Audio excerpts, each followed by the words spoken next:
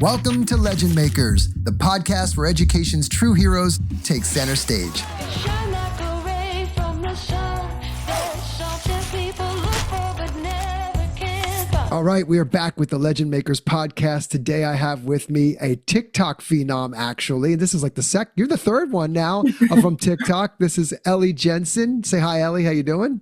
Hello. Hello. So Ellie is a 7th grade teacher. You've been teaching for 4 years, and I've been watching a lot of your content on TikTok. You've got some really great observations. You said one thing that we're going to get to.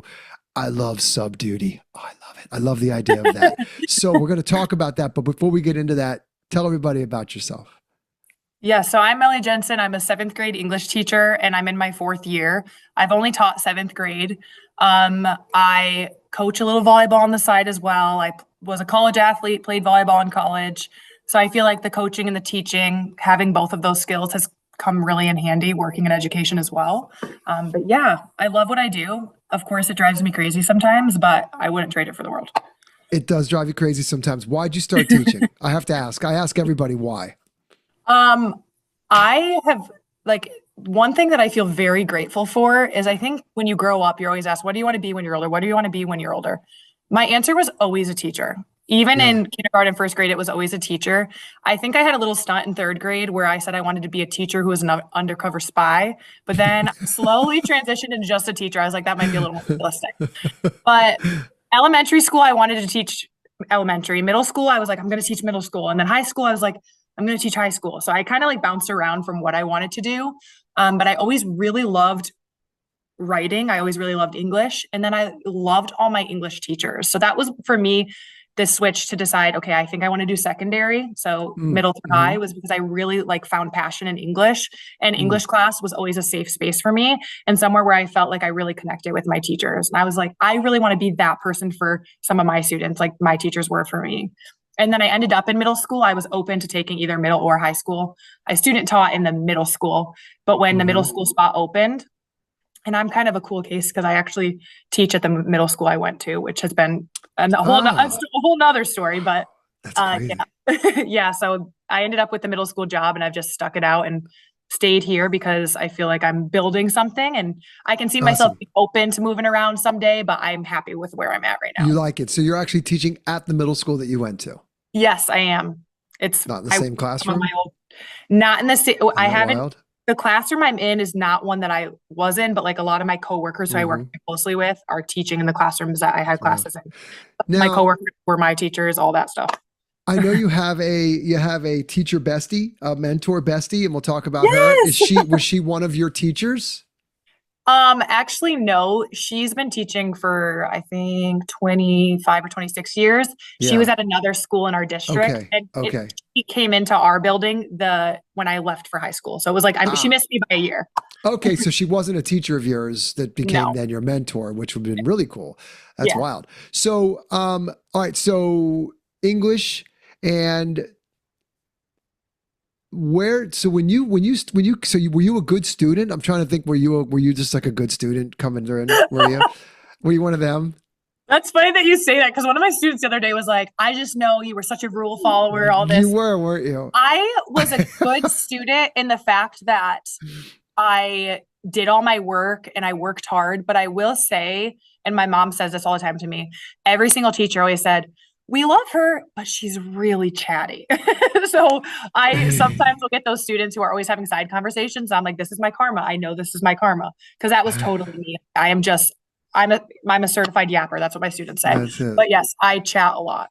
So I was a good student, but I know I was probably off task sometimes. You were chatty and off task, but that's okay. Yeah. Better than a disruptive student that was not engaged and all that. Do you have those? Do you have your hard cases? I mean, 7th grade, tell me about 7th grade. What are your kids like? I mean, do you have some hard nuts? Because I was one. So do you have any of me? Oh, absolutely. And I think every single year it's different. That's the one thing about the 4 years I've taught. It's almost like each group of kids has been just overall a different group of kids, with different personalities and such.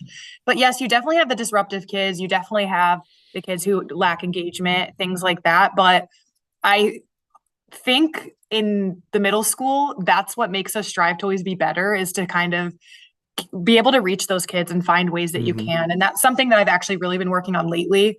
I've started kind of one-on-one sessions more after school, working with a lot of kids, and I've been able to find ways where maybe they're not answering something in class, but then when you work with them after school, it's like they're so locked in, and that's been really cool to see, because I think a lot of teachers are quick to be like, yeah, they'll never try, but when you get them one-on-one setting, they're a complete different kid.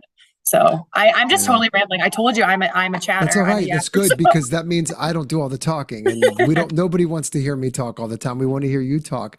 So now we just got our scorecard like about 2 months ago. So I am in the education space. I pay a lot of attention to it. I do a lot of STEM work with drones, but I always kind of keep a pulse. And of course, a few months ago, we got our like report card, and it's usually English language arts and math, right? Those are the two subjects where they really focus in.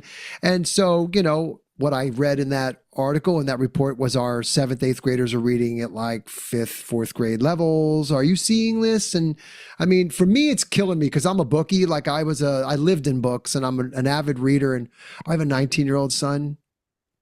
I don't know that I've ever seen him finish a full novel. I know. It breaks my heart. Not for lack of trying either. Yeah, I definitely see that they really struggle with reading. Just, I guess, the biggest point out for me, because we're reading the same books that I read when I was in middle school. Right now, we just actually finished the book, The Giver. And we play a lot of the book in audio, and we found that we have to do that. Otherwise, the kids won't really know what's going on. And that's the school I student taught at. I went to college in Ohio, and now I'm in Michigan.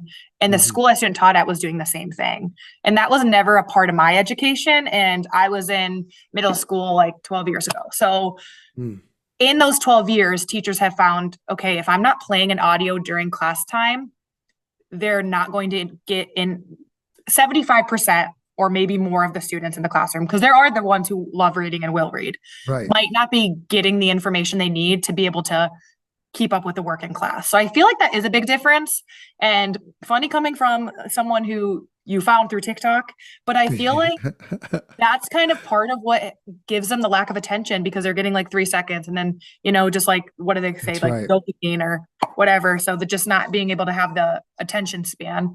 I'm sure that has something to do with it. But I will say, as much as I found a lot of students have like a hate for reading, middle school is the age where I think they tend to really push it away. And then a lot of kids gravitate back towards it in their adult life. School. Yes.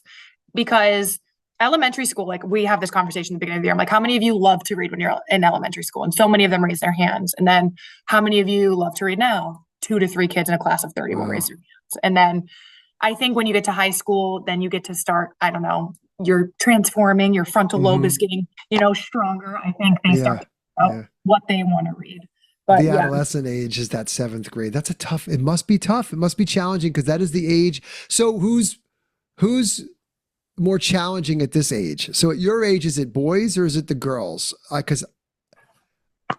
mean, not singling anybody out, but I mean, just in general, like, because I know for me, just as a father, I mean, I've always been told that like boys were easier, younger, but they get more difficult as they get, I don't know, who knows? I mean, adolescence is just a weird time anyway. No, I'm just thinking my students they would be able to tell you my answer on this, but boys, 100%. I've made jokes before, and I don't mean this because I love all my students, but I've said before, I was like, I should probably just teach at an all-girls school, and I will waste so much mental energy, or I will save so much mental energy. But the boys just, the one thing about them is they can't keep their hands off each other. They're like constantly pushing each other, picking each other up, like jumping on each other's backs, running down the hallway. I'm like, Wyatt, we had this in the beginning of this year. We had they were outside. They were like all massage trained. I'm like, this is weird, you guys. The guys were doing it. That's great. But they're so funny, but they're just, I love them. Definitely the boys. They're the disruptors, stuff like that. Sure.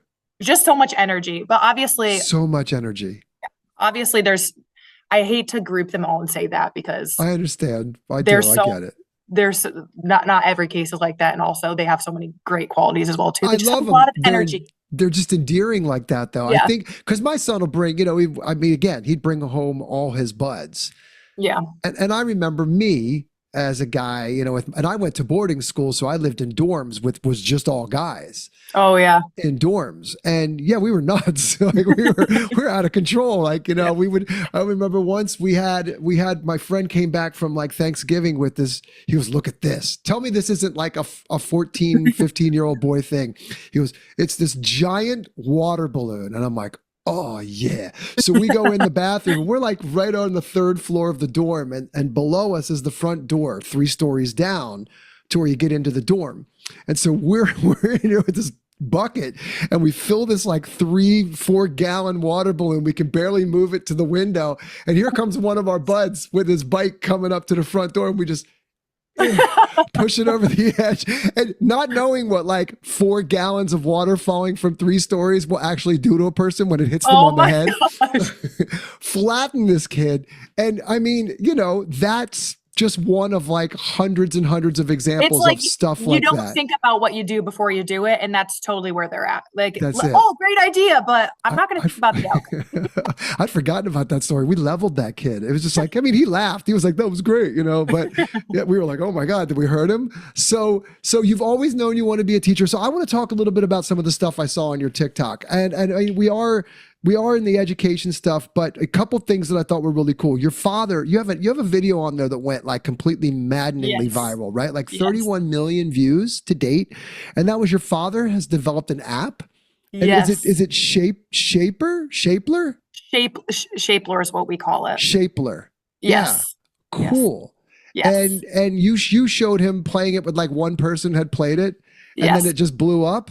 Yes. So a little bit of the background for that is That's wild. every time I go to my parents' house, my dad is like, oh my goodness, play my app. Everyone play my app. And it's always been just like the focus of any family holiday. He's showing every single family member this app. And so he had it for about a year at the time. And he kept saying, Ellie, when are you going to tell your TikTok users to use my app? Like, when are you? Because he follows my teacher TikTok with things. And I was like, Dad, it's like a teacher account. I don't know. And he was like, come on, just promote it. So I think I was home for Thanksgiving, and he ended up like talking to us. So he was talking to us about it. So I filmed kind of the interaction, and I had like edited it and showed it to him. And I was like, I know I put some sad music on this. And I was like, but Dad, like, I think people are going to go for it. And at first I was like, man, I don't know if it's going to do that well. And then like the next morning, his app was at number 2 on the free apps on the App Store, like overnight. It was crazy. He had so many reviews, so many downloads. At one point there was like, I think there ended up being close to 600,000 downloads in total, because he can track it and all that. Nice. So yeah, he was like, Oh, he owes awesome. you big. No, seriously. Dad But owes that's you what he big do. time. A lot of people have asked me, they're like, has he made money doing that? But this is the part that makes it so funny to me, is he had like little ads on the app, because that's how they generate the revenue. But when so many people downloaded it at once, whoever he was, I don't know, sourcing ads through, like turned them off because they thought it was fraud. Oh no. I know. You're kidding me. They thought, literally, this can't be true. Yes, right? they were No, like, don't- something's going on. These downloads are fake.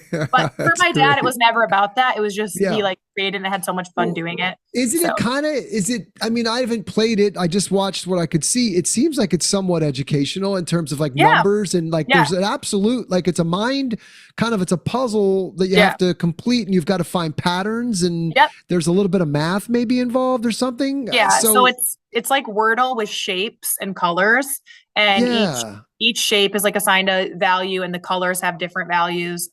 The colors are like a random single digit, Yeah. and then the shapes are, one of them is worth in the 50s, one of them's in the hundreds, and one of them's in the tens, I want to say, something like that. I might be having my numbers wrong, but then Yeah. it all adds up to the number, and you're right, and it sorts from like lowest to highest. So yeah, once you grasp it, I think people who Yeah. grasp it really like it. And the really cool thing is I was having so many people DMing me, telling me that it was really helping their anxiety, which I thought was really cool. I had Oh, like that's cool. 25 DMs of people saying like, this is really helping me with my ADHD or my anxiety, or I've been playing it every night and it's soothing. And I'm like, well, Dad, that's awesome. And he That told is me, awesome.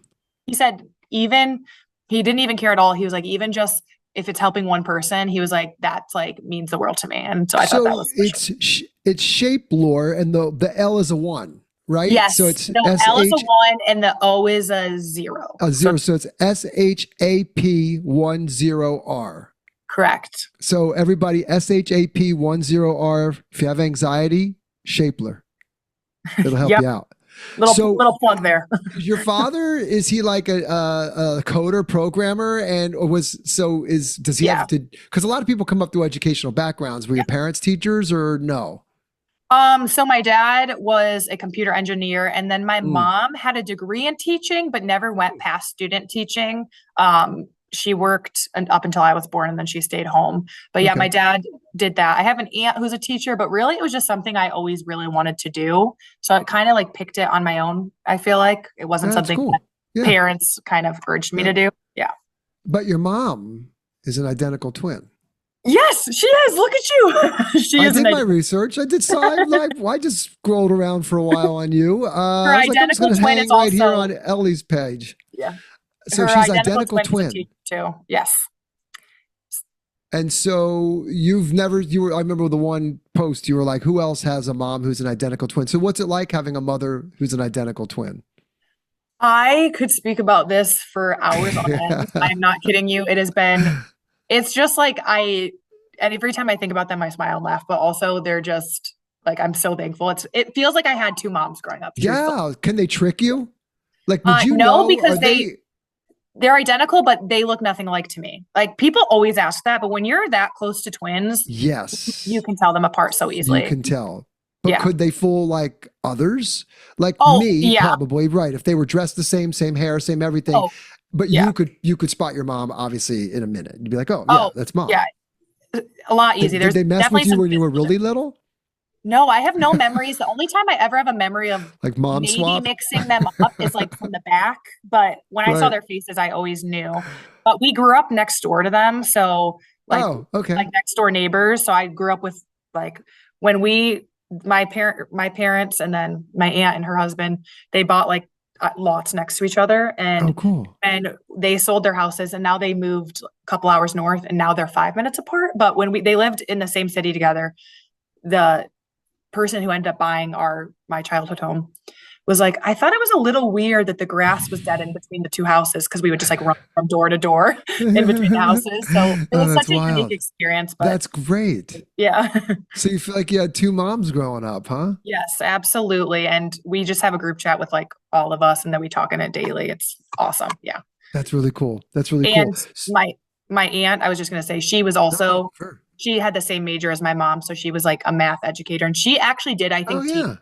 she did teach for 1 or 2 years, because my mom didn't teach after student teaching, but my aunt, her identical twin, I think taught for a couple of years, but then ended up, I think, she worked at a corporation for a little But bit it's too. kind of in your, then it maybe is in the genes, in the genetics a it's in little the bit, genes. in your DNA a little bit. You've got it. That's pretty cool. Oh, that's wild. So, well, that's got to be interesting growing up. Like, wow, Oh, yeah. identical twins. So your dad's an engineer, mom an identical twin, was teacher. So tell me about. Okay, I want to get on this because I think this is really cool. So one of your posts, you said, and I agree with you, and I know, listen, all the details complicate it and all this, but I think in theory, subduty. Tell me about, because I honestly think that you're spot on. I think everybody ought to. I know that's not possible because you're working with kids and stuff, but tell me about your idea for subduty, because I was like, oh yeah, totally. Well, I get emails all the time that sometimes our district has like surge days, meaning they need subs. And I'm just thinking, there's so many people who have a say on education or what teachers should and should not be doing. And I don't think anyone realizes what it's like to actually be in the classroom. And I really find that when I'm trying to explain it to like my fiance or my parents or my sister, I'm trying to explain like a day, I just can't put it into words. It's like when you have multiple kids shouting your name and like cutting in front of each other to try to get to you all at once. It's so overstimulating. And I just can't replicate it. I want everyone to see what it's like, but I also think a lot more people would be advocating for more things in education to make it a better place for kids if they spend a day in the classroom. So that's like the bigger reason but I also just like, hey, I want you to see what it's like to live my life. But more importantly, I want you to see why it's so important that we value education and do everything we can for every kid in this classroom, because this place right here for a lot of them is the safest place that they come each day. So I think absolutely. Yeah. I can tell you from my experience, you're spot on because while I haven't actually physically subbed, my businesses, I will go into, I mean, I have a whole staff, but I will sometimes go to classrooms and just spend, an hour or 2 hours there. And I see, and of course, and I'm like, they're on their best behavior with me because I'm like Mr. Drone guy coming in, like, oh, Yeah. look, it's Mr. Drone guy. But I also have it's where I got my respect for teachers is like watching them work with the students and understanding the value of what it is that you do. Because if you don't step into those classrooms, you don't walk a day in your shoes, how can you have any appreciation or empathy for what it is that you guys go through? And I don't mean that in a negative. I mean, it's really, I think I found it the most, aside from my son and my wife and my little trio family that I have, the most rewarding things that I've ever done in my life have been in the last 5 years working with kids, coming out of schools, being around those students, knowing that our programs have an impact on them, or when I get to go to a classroom, like I will travel, I will go to a school in Tennessee, I will go to a school in Delaware, I will go and I'll walk in and they've seen me like on our videos because I am in some of the videos. So of course they're like, oh, it's him, it's neat. But I always walk out of there feeling super energized, happy, like really happy and emotional. Like like those kids just fed, I got so much energy off of them. And it's any grade level. I've gone and talked to kids at colleges. I've talked to kids at middle school. I've done I've been working with little kindergartners and first graders who are just adorable. And I always come out feeling like a better person for it. Not because because I feel like I had an impact. I may have positively impacted somebody that day. They may remember me or something that I said, and they may have gone home and that child may have been having a bad day. They may have a rough life. We don't know what their home is like behind closed doors. You may be the bright light in their day every day. And so I know what you mean by that. And I do think that it's not even like, you should see what I go through every day. No, it's like you should feel what I feel as a teacher and have that impact. And then you will really have an appreciation for the value of this profession. One of the, I love everything you said there, and I want to connect to it because one of the veteran teachers at my school, we were in a PD before the school year and we were moving around to different stations. And something he said that really stuck out to me is he said, when your kids are walking into your classroom, it's really important that you greet them by name. So as they're walking in, greet them by name. And he said that might be the only time that day that they hear someone say their name. And that really, really has stuck with me. And that was a couple of years ago. He said that.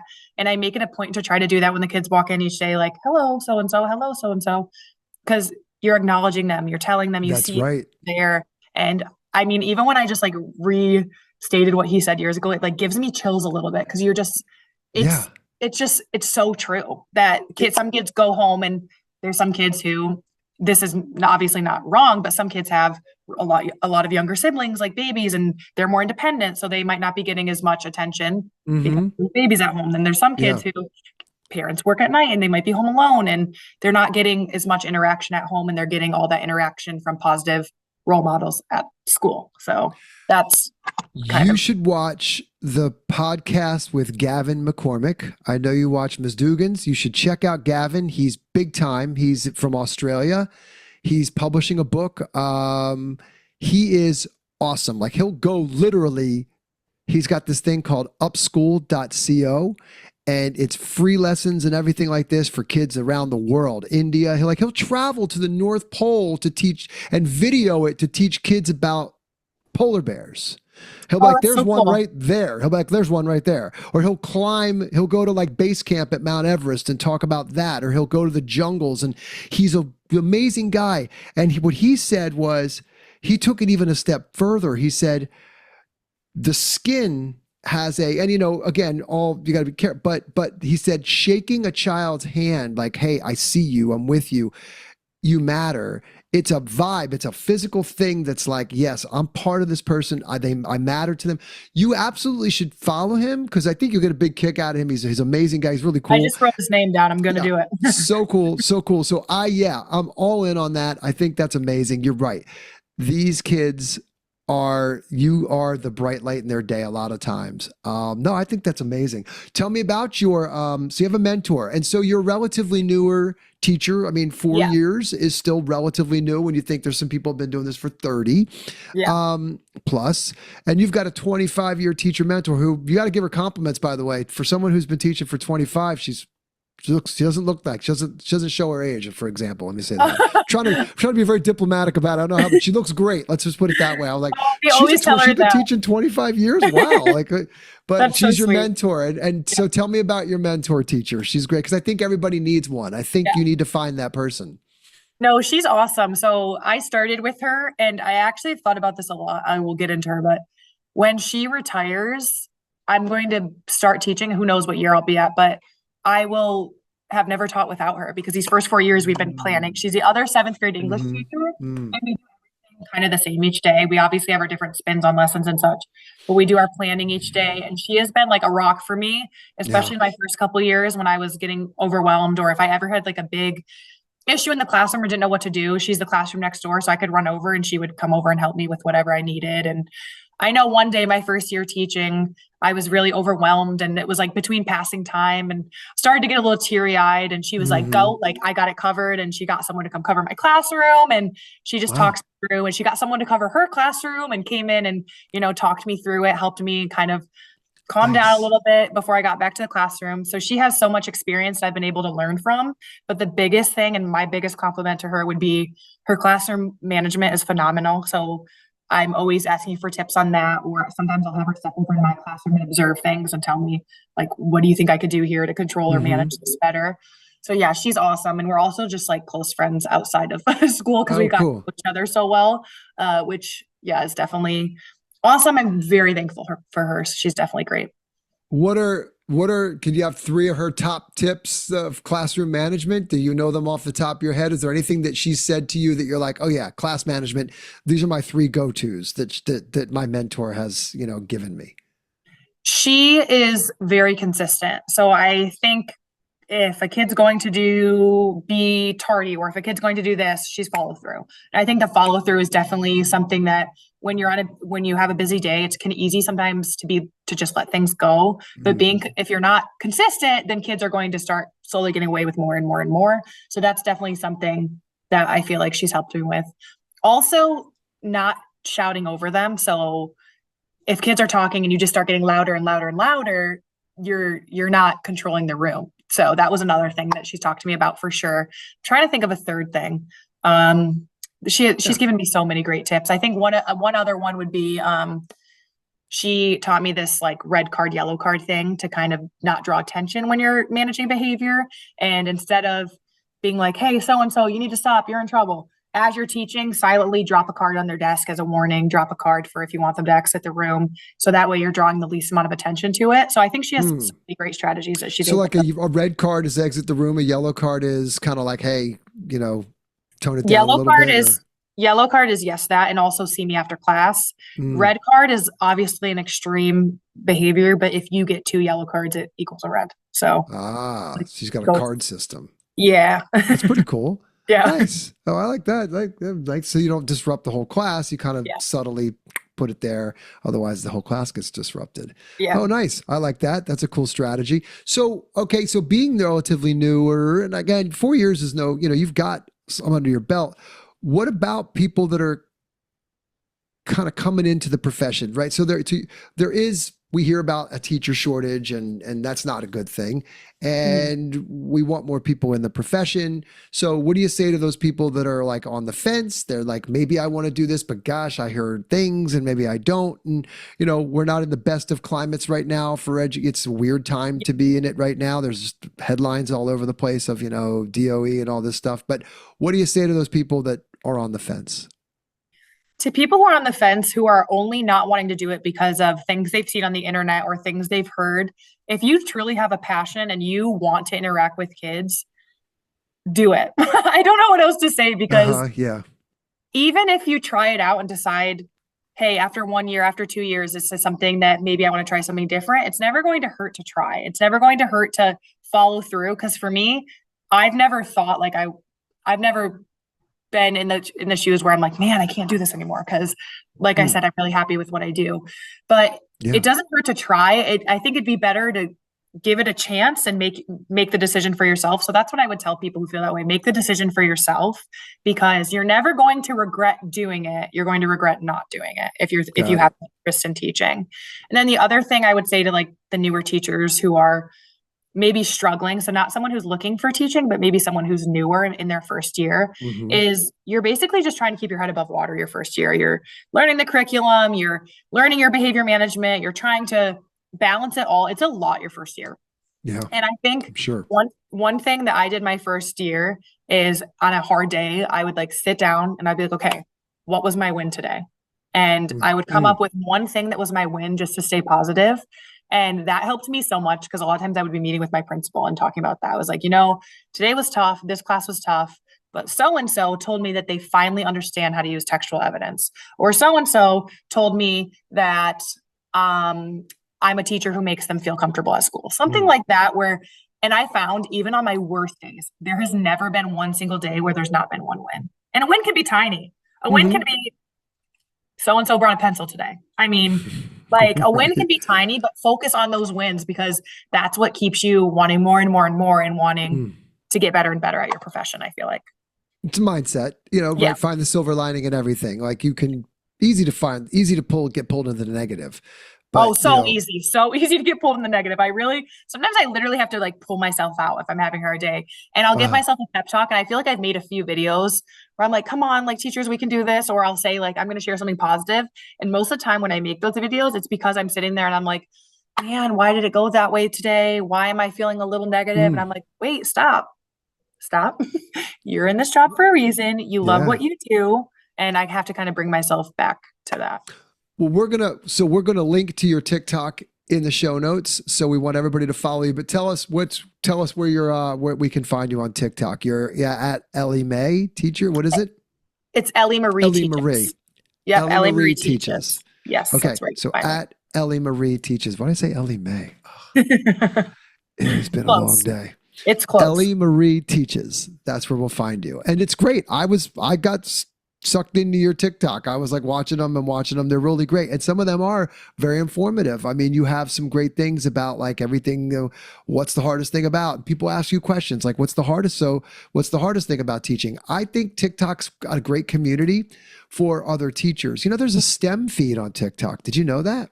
Oh, really? I did not know that. Actually go in and customize your TikTok page, and there's like your For You, your shop, and then you can add like, there's literally like a STEM feed in TikTok. That's awesome. Isn't that wild? It's like all teachers like doing like STEM stuff.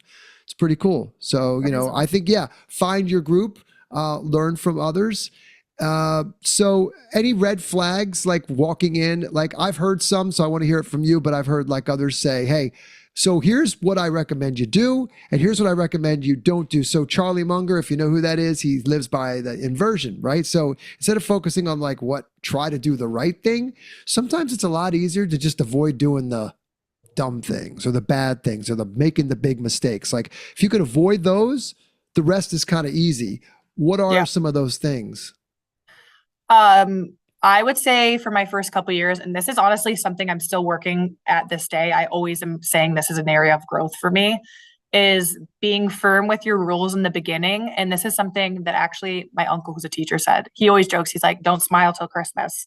But really, it's just setting the expectation from the beginning, because you can always get like a little bit, I don't want to say nicer because you should always be kind, but you can get maybe less strict as the year goes on and more relaxed, but it's really hard to become more strict or have set out more rules, because once kids have found out how the class operates, it's really hard to go back on that. So starting the first day, I think being very, very outlining your expectations and not straying away from those, I think is very important as a new teacher, because they look Mm, at you, they see that you're young, they're like, what can I do here? Can I chat with you about your life?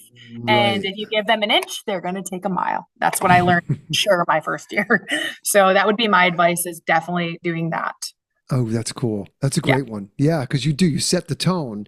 To your point, it's hard to get the toothpaste back in the tube once you've let Yeah, that out. exactly. That's not easy to do. It's Yeah. almost impossible, right? So you've let them overstep boundaries, and now that's all games are off. Yep. Wow, cool. So so you've got that. You've got your advice. Find your mentor. I think mentor is huge. I mean, if Mhm. you can find that mentor, they can help you through a lot. That's true in almost any scenario, not just teaching, but I think teaching in particular, because teaching's challenging, right? I mean, Yeah. what is the most I think again, I think it's great, but what is the most challenging thing about being a teacher? I mean, I think it's hugely rewarding, but what is the biggest challenges for you?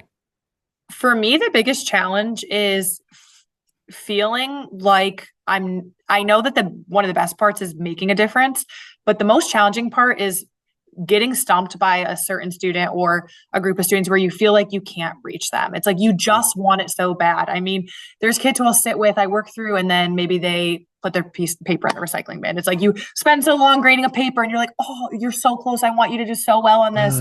They take one glance at it and put it in the recycling bin. I think for me, that's Oh, one of the most challenging things is I yeah. want them to care as much as I do. And it's just like they're 12 and 13 and they have a social life, they have sports, they have this and this. Hmm. It's just unrealistic, but you just have to remind yourself that no matter what, you're still going to care, but also just that you're giving them the structure and you're helping them, you're doing your job, you're doing your part, and all you can do is continue to be that source of kind of help for them. So I Yeah. would say that would be one of the most challenging things. What's your big breakthrough? You ever have one that like there's that light bulb moment on a child? I mean, I've seen it, I've witnessed it, where you kind of have a breakthrough. What's your big win? Like if you had to pick one standout, like And that's the greatest thing that ever in the 4 years. What stands out? I got to think if I'm picking like the biggest one of all four, I can think of Yeah. one that comes to mind that might not be the biggest one, but it's just what I have in mind right Hmm. now. It would Hmm. be that we were doing poetry. This was not this year. We were doing poetry, and I was working with a student who didn't turn in a lot of their work. And the, I was sitting with them and kind of walking through it. And we took a story from their life and were able to turn it into a poem. And that student started coming up to my desk. So, what do you think about me adding this? Or what do you think about me changing this? And will you take a look at this now? And that was a moment for me that was like, it was so rewarding because I hadn't seen that student show a speck of interest. And I think Hmm. I noticed that they weren't engaged in class. And I think at first I saw it as they just don't want to put an effort or they're never going to try. But then it was in December because we were doing a winter poem. I sat down with this student and I was like, I remember thinking in my head, I was like, I'm going to try to be really patient. I'm going to sit here and work through it with him, like actually pull up the chair. And when I Hmm. did that, I just saw a complete different version of that student. And then, like I said, they came up and asked questions, all that. And that was so rewarding. I remember I emailed the parent after. I was like, I'm so proud. Like, this is amazing. That's But all. And you think that's because you took the time to go sit? Is that what you attribute that to? Is that I, like I'm I going to go really, sit one on yeah, one with this person? I truly do. And I was kind of talking about that earlier in the beginning, but I found that Mhm. when I do that, sit one on one with the kid, and I made a Yeah. video about this recently too, is how I think teaching would be so awesome if we had smaller class sizes, which I know You is did. like possible. I know it's not Hmm. possible with the amount of teachers we have and the funding we have, but if I could have classes of 10 to 15 kids and be able to Oh, sit wow. with all of them like that, oh my gosh. Oh my gosh, it would be amazing what we could do versus having 30 kids. You can only Um, reach about 2 to 3 an agreed. hour. Agreed. I wish that were more, I wish that were practical because I went to smaller schools and you're right. We had 10, 15 kids in my classes, Yeah. right? At boarding school. I didn't go to giant schools. I think my graduating class was like 30 kids. Yeah. It's like nothing. Yeah. So, well, let me ask you this. So, AI, and this isn't like a technical podcast. Like, I don't really, it's more Yeah. about like legend makers of you and Yeah. teaching and the profession, but you have to deal with it, I'm sure. Oh, Both like either do you use it and do you use it for lesson plans or this and that? And do you find you have students that write? So do you see that they're just GPT in it? And how do you deal with that? Great question. So I have seen AI probably 15 to 20 times, I would say, since it's become prevalent, like in Mm, assignments. And I will tell you, and I think if you saw seventh grade writing as frequently as I do, you would be able to tell too. yeah. It is so clear, like clear as day when it's AI. And the biggest reason I tell them and I explain it to them, as I said, what I tell them is it's not even that the language, because I know they figured out how to write it like a seventh grader. But what they Hmm. haven't realized is the sentence structure they're using is like nothing I've ever seen them use before. Like the Right. varying of the clauses, the combining, the way they're combining the dependent and independent clauses, things like that. I'm like, you've been writing in simple sentences all year, and now you've got like All of a sudden, all this variation in your language, and a you're lot of writing times like academic papers. Right, right, right. exactly. And I think it's just been so clear. And actually, I'm glad you asked this too, because I have a resource. I don't have the name on the top of my head. It's an extension that on every single one of my students' papers, it shows me if they have large copy and paste. It shows me if I want to, I can watch an audio of their document so I can see if they like go back and do anything. Hmm. Is Man, it I wish I Quillbot? It's not Quillbot, is it? no, I No. wish I knew the name of it. Well, you know I what? have a video on that one too. I You have have a a video. video on that on your TikTok. Yes, I Okay. do. Interesting. Yeah, So but you can, I can see it. Yeah. So I've used it a couple times, and if kids want to deny, you just play the video, and you're like, "Hey, look," and they're like, But how I address that is they're in seventh grade, so when it happens, I have a long talk. Usually, we have a conversation with the parents too. If it happens once, I just make them rewrite the assignment and handwrite it, and I explain to them this can cause like you to get a zero in high school. This can cause you hmm, to get half or get kicked out of a school in college. Like it can be a really obviously serious consequence. So I try to yeah. explain it to them and I say, you're young, you're learning. This is not the correct way to use AI.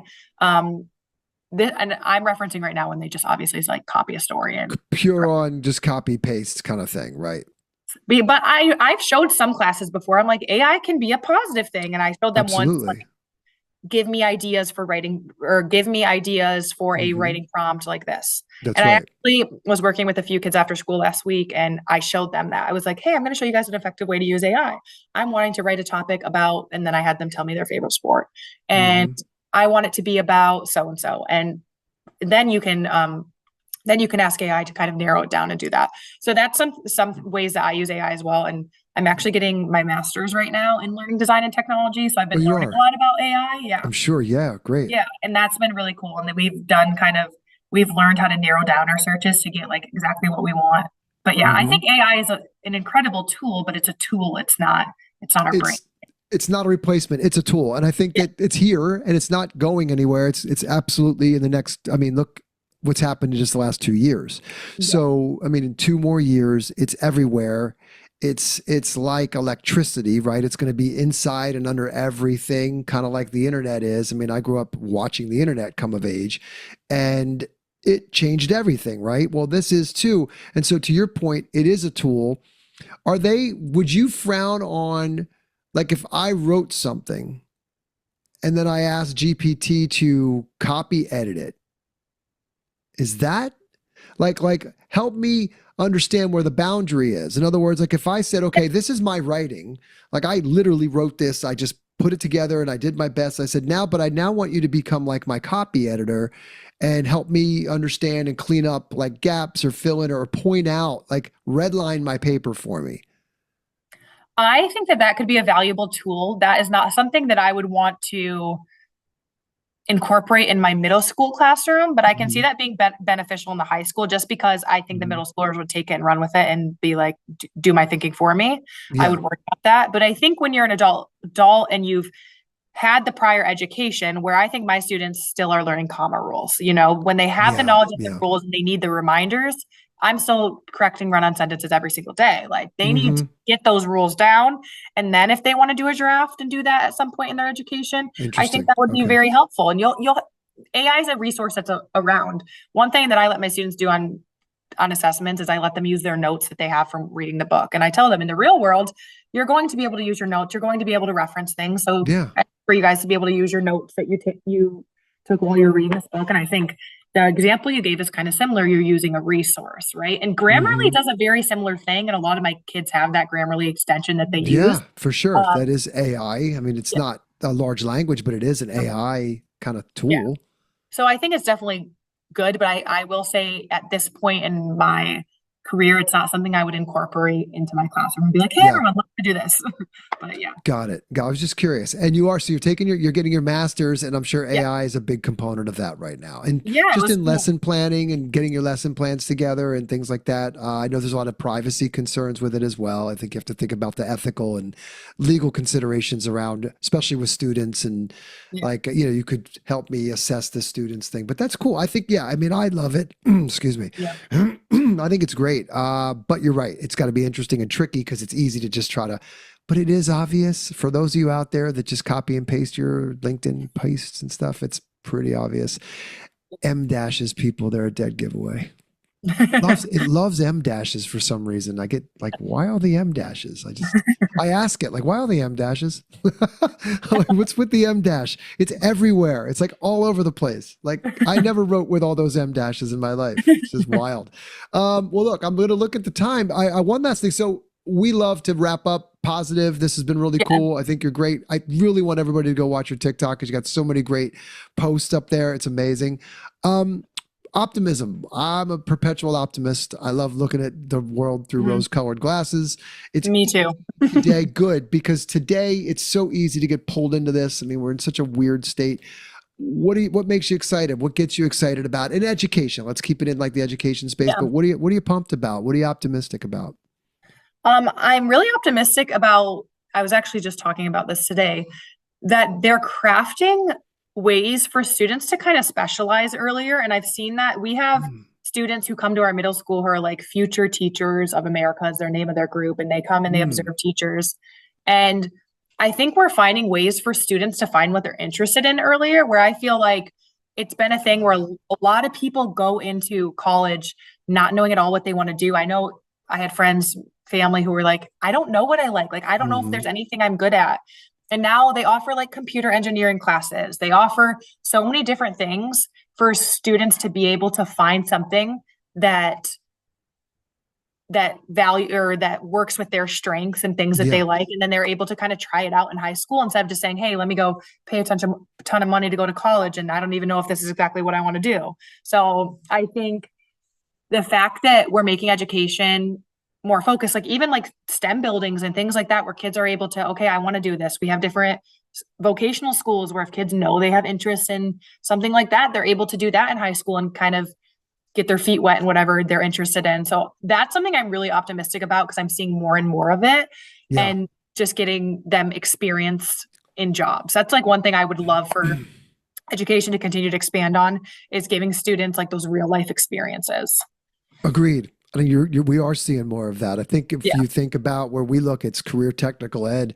It's at that age, your job is really just to explore, right? To like just wander through things, try things out. And I think schools giving students the opportunity to do a lot of that. Dustin Goldie's another person that I interviewed. He's amazing, right? I think he does. He owns like a beef company, and so he's all about like put on the hard hat and let's do farming, or let's go build a car, or let's do this.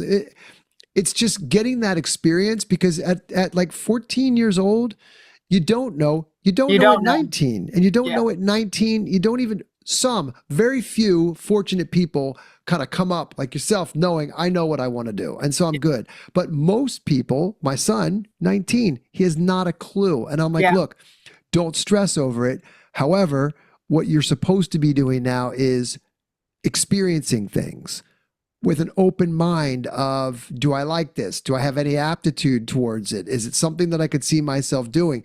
And the more schools give students the opportunity to do that and to explore, I think you're right. You'll get better.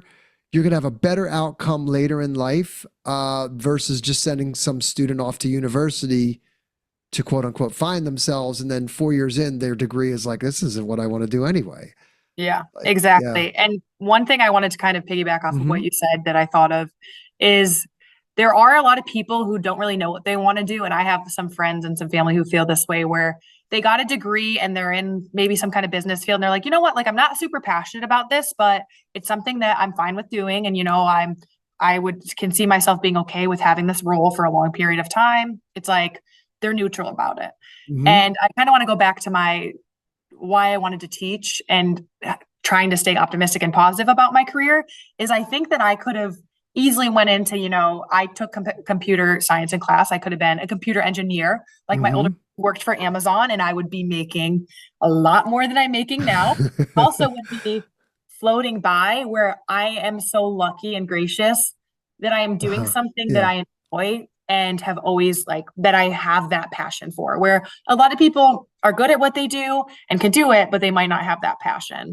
And so I just have to remind myself that all the time. Like, I am so lucky that I get to do my passion. I am so lucky that I get to be overstimulated by 37th graders who want to tell me about their weekend. Like, this is my calling. So I definitely, what you were saying made me think of that for sure. Yeah. Yeah. I think you're right. I feel that now too. I went many, many years floundering around. I did all right financially. I was in sales, business development, life sciences, pharmaceuticals. Did all right, did pretty well. Woke up one day and was like, I don't know, like, this is not, like, wow, what am I doing? And I got to tell you, the last 5 years, starting my own business, working through that hasn't been without its challenges, but it's been probably the happiest 5 years of my life in the sense that that's awesome. I feel like and I said this to somebody, my brother the other day, I said, you know what it feels like? It feels wild. It feels like, and I write a lot, right? I journal like every morning. I'm a writer. And I said, I feel like I'm a round peg in a round hole. I said, it just feels like this is what I was meant to do. Yeah. Like it's just natural. And even the hardest parts about it are just part of it. It's like, okay, it's not always going to be great, but it's doing what I really feel that I'm designed and born to do. And I mean, you have that too, right? Yeah. Like don't you feel that? Like, it's like, Took the words right out of my mouth. yeah, I mean, I love like this is why I was made to do this, right? Yeah. There is no better feeling. Other than being a father, I don't think there's a better feeling I've ever had. Like waking up in the morning and going, even on my most dogged, tired days, like, yeah, this is what I do. This is who I am. And I'm supposed to be doing this. I will say I wake up every morning and I've never been like, I don't want to go to work today. I wake up every morning. I'm like, we're going to work. I am definitely kind of a more cheery morning person too, but so am I. We're obnoxious to most people. No, my fiance all the time, he's like, why are you so happy in the morning? I'm fired up in the morning. My wife's like, dude, because I get up at 4 and I'm like one of those. And I'm like, so by the time my wife wakes up, which to her credit, not that everybody has to be a morning person. I get it. It's all relative. Yeah. If I go to bed at, 10 o'clock, I'm done, but I wake up at 4. So if you try to call me after 9:30, you're not getting me, right? I'm in bed. And some people stay up till midnight and sleep, and they work and doing things and they sleep till 7. I just happen to be good in the mornings, right? That's my time. Yeah. And my wife will come down at like, 4:50. And I'm like, blah, blah, blah. And I've already in like my cup of coffee and I'm like, blah, blah, blah, blah, blah, blah, blah. She's like, are you out of your mind? Like, dude, my eyes aren't even open yet. And you're like shot out of a cannon. Guess what I just read? Guess what I just did? She's like, oh, I just need to go up with the dogs. So yeah, it's a good thing. Waking up like that in the morning. Yeah. I love it. Well, Ellie, this has been awesome. I really enjoyed meeting you. I want everybody to follow you on TikTok. Anywhere else? Do you do like an Instagram or are you just mostly on TikTok? Mostly on TikTok. I'm still kind of working on like developing the account. I've had it for a while, but I feel like I need to set aside more time and take it more seriously because I think it is something that I really could continue to grow. And I really enjoy it. I agree. Yeah, I really do enjoy it. So yeah, I have an Instagram, but I don't really post on it. I'm working on it. Work in progress. Stay tuned. Cool. But TikTok is where we'll find you. TikTok is where everybody, and I got to tell you, there is great stuff up there, and keep doing it, because if people can't find their mentor, maybe you can be their TikTok mentor. Well, of course, that's the one thing. I posted a video recently and I was like, ask me questions. I want to answer those questions. I want to be able to talk to it. I made my like goal audience. I feel like I'm trying to establish goal audience, other teachers, anyone interested in teaching, or anyone who wants to learn more about teaching. So yeah. Wild. All right. I'm going to send you, by the way, you're going to send me your address. I'm going to give you a copy of this. Oh, awesome. So this is Rise of the Legends. This was by a friend fifth grade class friend, Jake Zortman, and I hadn't talked in Ooh. 45 years. Shh, you don't know how old I am. And he reached out to me and he started, what are you doing? I said, well, what are you doing? And he's like, I'm over here doing production in Hollywood. And I said, well, I'm over here doing STEM with drones. And he was like, I was like, and I want to create this really cool Drone Legends universe world. And he said, well, I want to write a book. And I said, well, then you go write that book and I'll go build Drone Legends. And so he wrote Rise of the Legends about a group of kids that are in a drone club called the Drone Legends. It's a futuristic time travel. There's the drone from the future that comes back and they are like the leaders of the world. And let me know I can send you a copy and I'll absolutely send you a copy and you read I'm it. so thankful for that. I'm going to make it one of my first Cool. chapter Fridays. Awesome. Oh, awesome. Yeah, you'll love it. I think you'll really enjoy it. Well, Ellie, this has been awesome. Thank you so much. Everybody's going to really enjoy this episode. I'm so glad we connected. Thank you so much for having me. This is my first podcast. Woohoo! Oh, wow. All right, good. We're your first. I appreciate it. Thank you. Yep, All right. thank you. Bye-bye. Shine